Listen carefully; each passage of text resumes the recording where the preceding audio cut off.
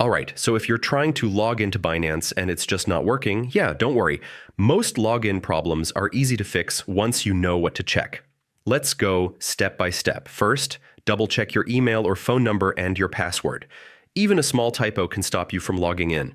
If you forgot your password, just click Forgot Password and reset it. It only takes a minute. Make sure you're entering the correct verification code from your email, SMS, or Authenticator app. These codes expire quickly. If your two-factor authentication isn't working, check your device time or resync your Authenticator app. Sometimes it's just a browser or app issue. Try clearing cache or logging in from another device. Make sure your internet connection is stable. Also, if you're using a VPN, try turning it off. It can sometimes block login. If your account is locked due to multiple failed attempts, wait a bit, or follow the unlock instructions from Binance. And if nothing works, contact Binance support. They can help you recover your account safely. And yeah, that's how you fix most Binance login problems. Take it step by step, and you'll usually be back in your account pretty quickly.